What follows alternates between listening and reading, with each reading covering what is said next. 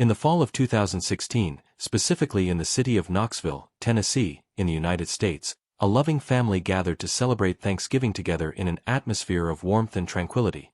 Unaware that this would be their final holiday together, and that they were only days away from one of the most horrific crimes the state had ever witnessed. Joel and Lisa Guy were described by everyone who knew them as true soulmates, having never parted throughout more than 30 years of happy marriage. They invited their children to celebrate with them in their old family home, for what they intended to be a farewell to a place that had held a lifetime of memories. But just 2 days later, this quiet house would become a scene of real horror, later described by police as a house of horrors: scattered human limbs, a choking chemical stench, and a human head boiling in a pot on the stove. This is the horrifying story of the murder of Joel and Lisa Guy.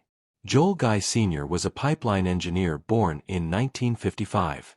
He had 3 daughters from a previous relationship. When he met Lisa, everything changed. He fell in love, they got married, and had their only son together, Joel Guy Jr., in 1988. Despite Joel Jr. being their only child together, Joel and Lisa maintained a close relationship with Joel Sr.'s daughters from his first marriage. One of them even described Lisa as a true mother to them.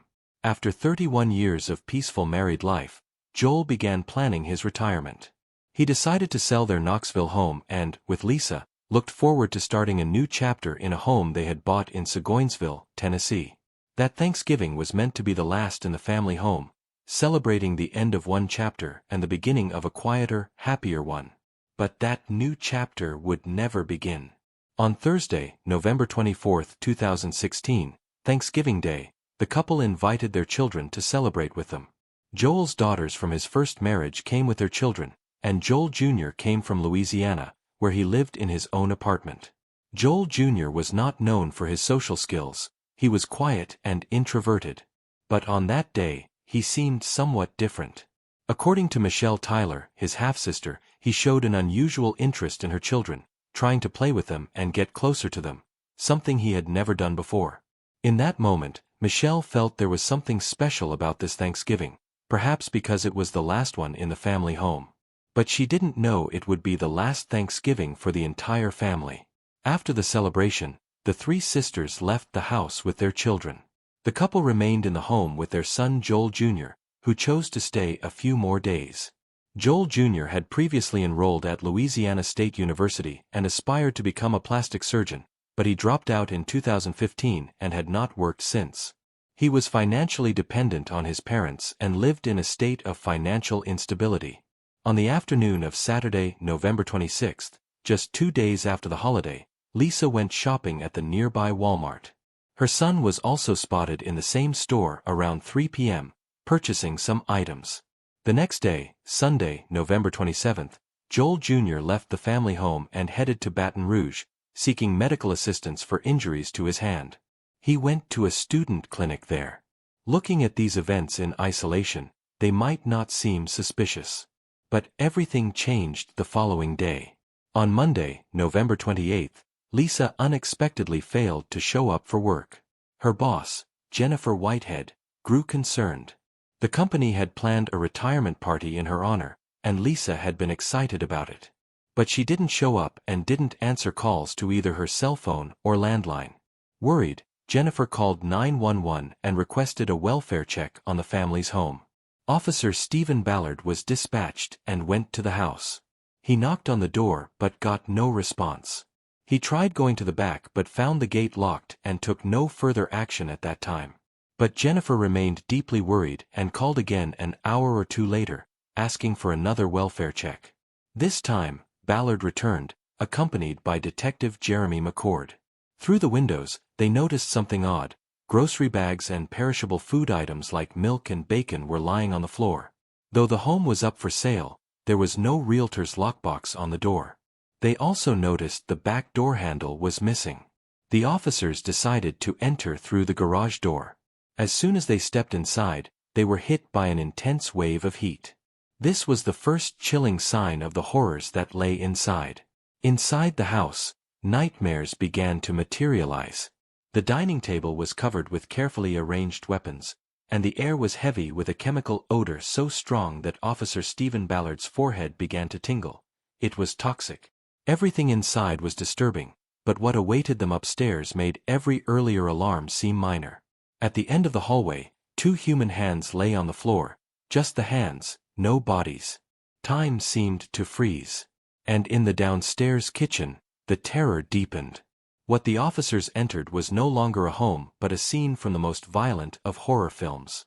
At that point, they decided it was impossible to proceed without backup. They exited, certain that no one inside was alive. Indeed, reinforcements arrived, along with a forensic team. Upon entering, they noticed something strange, a large pot on the stove. Reddish-brown stains led up the stairs, smeared across walls, covering everything. As the investigation progressed, the most shocking discovery was yet to come. In the bathroom, they found damning evidence. Inside the sink was a weapon, and beside it, 2 blue containers filled with an unknown liquid and chunks of human flesh. Nearly every room was a crime scene. Chemicals, weapons, blood, everything indicated an extraordinary level of violence. But one thing was missing. Joel Jr. was not in the house. Joel Jr. was still alive, and now he was the prime suspect. On Tuesday morning, November 29, 2016, police arrested him in Baton Rouge, Louisiana. In the trunk of his car, they found a meat grinder. The biggest question remained: what had happened to Joel and Lisa? The answer was terrifying, and their son was the prime suspect. But why? And why in such a horrific manner? Inside a backpack found in the house, investigators discovered the most critical evidence: a small black notebook used by Joel Jr. to record his plans. It contained detailed lists of required tools and step-by-step instructions for carrying out the murders. It was meticulously handwritten, a damning sign that the crime wasn't an act of madness but a calculated operation planned weeks in advance. Since November 7, about 20 days before the crime, surveillance cameras had captured Joel Jr. purchasing supplies such as hydrogen peroxide, later used in the crime. Internet search records revealed he had looked up chemicals like sodium percarbonate, an ingredient in OxyClean. His plan was to kill his parents and make it look like his father had committed the crime. He intended to clean the crime scene and start a partial fire to destroy evidence. He even made notes about raising the thermostat to the highest possible temperature to accelerate the decomposition of the bodies. The picture began to become clearer. On Saturday, November 26, Lisa went out shopping while her husband stayed home with their son. In the upstairs exercise room, Joel Guy Jr. attacked his father. Investigators noted signs of a violent struggle in the room, indicating the father fought for his life, but he didn't survive. He was stabbed more than 40 times. Shortly after, Lisa returned home with grocery bags, unaware her husband had just been murdered upstairs. Perhaps she heard something or sensed that something wasn't right. The grocery bags dropped from her hands as she rushed upstairs, but she couldn't save anyone. Her son attacked her as well, stabbing her at least 31 times. Then, Joel Guy Jr. committed one of the most gruesome acts of the crime. He placed his mother's head in a pot on the stove and turned on the heat to boil it. During this bloody assault, Joel Jr. sustained a deep cut on his left thumb. At around 3:30 p.m., he was captured on Walmart surveillance cameras buying bandages, ointment, and additional chemicals. Just 3 hours earlier, his mother had been at the same store buying food for Thanksgiving. Now, her body was being dismembered in the kitchen. The tragedy didn't stop there. After learning about her daughter's murder, Lisa's mother collapsed and was hospitalized. She died just 1 day before her daughter's funeral. In court, Lisa's brother confirmed that their mother died of grief. Her heart simply couldn't bear the loss. The evidence against Joel Guy Jr. was overwhelming. Yet he continued to deny the accusations and claimed innocence. But testimonies from family members and his own notebook revealed the true motive: money. Joel Guy Jr. had lived his entire life financially dependent on his parents. Lisa worked tirelessly, giving most of her salary to her son. But with retirement approaching, the couple had decided it was time for their 28-year-old son to take responsibility for his life. They could no longer support him indefinitely. Joel Jr. sensed this decision. He knew they were about to cut off his financial lifeline. He couldn't accept that. In a dark moment, he made his decision. He believed that by killing them, he would inherit their life insurance policy, worth $500,000, as well as their assets, including cars and a boat. For most people, the thought of harming a family member is unthinkable. But Joel Jr. not only killed his parents, he committed one of the most heinous crimes imaginable, all for money. In court, the family confirmed that the father was indeed planning to end his son's financial support. Christmas was supposed to be the moment Joel Sr. would tell his son the support was ending, during a family gathering in their new home. But those plans, and all their dreams, were abruptly and horrifically destroyed. One terrifying detail emerged later in the investigation.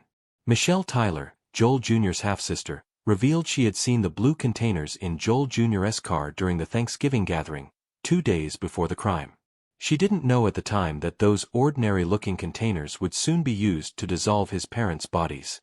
On Tuesday, November 29, the second day of the trial, the court was shown surveillance footage of Joel Jr. inside a Walmart store just hours after the murder of his parents. He was seen buying medical supplies to treat the wound he got while viciously attacking his father. New images and videos from the House of Horrors were shown to the jury, including the pot in which Lisa's head was boiling.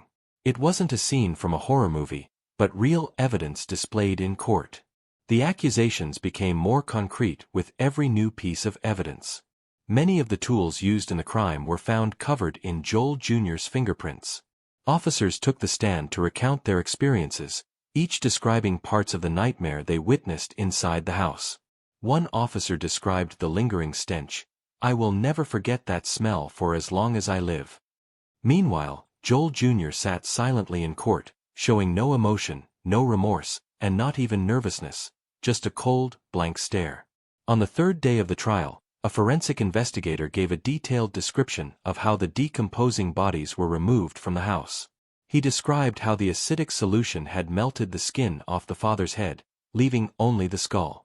In a rare moment of humanity, perhaps the first and only during the trial, Joel Jr.'s only friend, Michael McCracken, testified. A friend since school days, he described Joel Jr. as an introvert who became increasingly isolated with age. A recorded phone call between them was played in court. In it, Joel Jr. said, "You were the only good thing in my life." It was the only moment Joel Jr. seemed emotionally affected. His face changed, and his voice cracked. He wasn't moved by the horror photos, but he was moved by his only friend. On Thursday, the fourth day of the trial, deliberations began. Joel Jr. refused the opportunity to testify and remained silently seated as the charges were read out again. Finally, on Friday, October 2, 2020, the verdict was announced. Joel Guy Jr. was found guilty of all charges, including 2 counts of first-degree murder, 3 counts of felony murder, and 2 counts of abuse of a corpse. 7 charges in total, all unanimously upheld. Over 700 pieces of evidence were presented in court to complete the grotesque picture of this rare and monstrous crime. Joel Guy Jr. is now serving a 124-year sentence at the Northwest Correctional Complex in Tiptonville, Tennessee. A tragic story. A crime that chills the soul. A young man murdered his own parents, for money. Share your thoughts in the comments and don't forget to activate the notification bell so you don't miss any new content. Thank you for watching. See you next time.